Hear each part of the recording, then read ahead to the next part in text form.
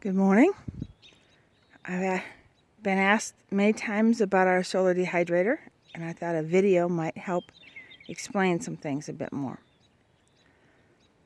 So let's start off with the solar pop can wall heater, which is this part right here. There we go. I built it out of salvaged materials.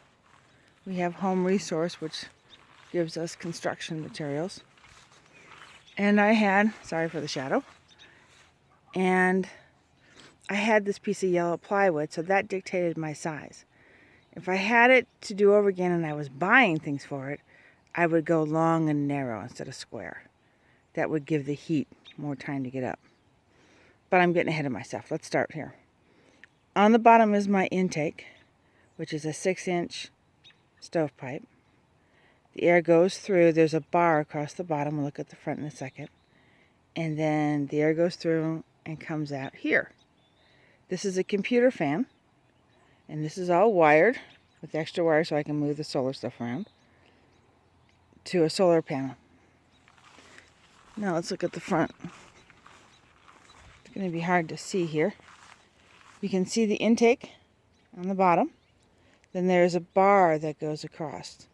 And that forces the air to go up through the pop cans.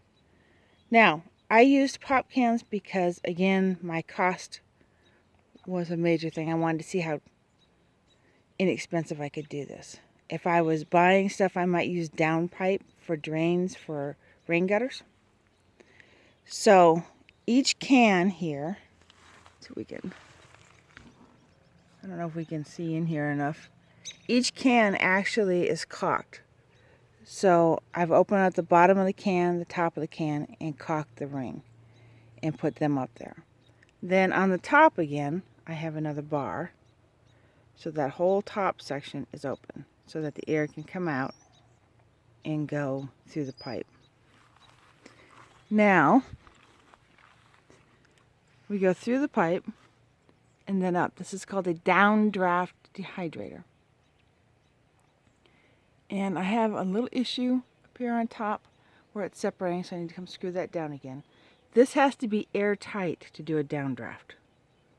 Because what happens is the heat sits on the top, and as it picks up moisture and cools, it goes to the bottom. And then out that pipe. And this is the highest point, so that's where the air is going to come out, and it has to. Hot air rises to the highest point. I found some issues with my latching here because the door kept separating.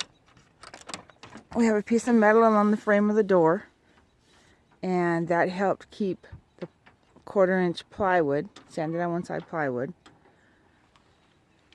that helps keep it straight. So there's my inside, and that's not mold, it's just some black paint that got sprayed on there. You can see, let's get in here. You can see here I've used old rails, and I wish I had done this through the whole thing. The rest of the place I have little stops here, and when I slide my racks in, I have to balance them, so it's much harder. I wish I had done this all the way through. The other thing I have, it's one of my trays, is an oven thermometer here, and this tells my temperature, and I've had it at 130 to 140 degrees at this level. I would imagine it's a lot hotter up there. Okay, we just did some cherries, so my bottom thing is a little messy. So I take this aluminum foil out between and replace it.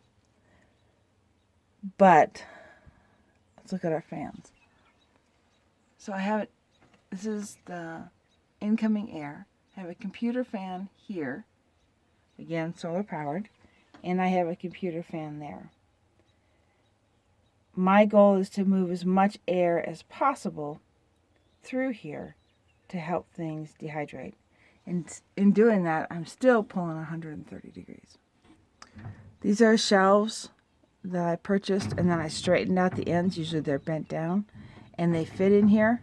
And I use these when I'm dehydrating oregano, herbs, so I can just throw the herbs on the trays and I don't have to worry about it. Otherwise, I have wooden trays in here with a screen on the bottom, and then I put the plastic food dehydrator screen on top of that. That makes the dehydrator screen really easy to pull out and wash in the dishwasher. So there's my unit as a whole.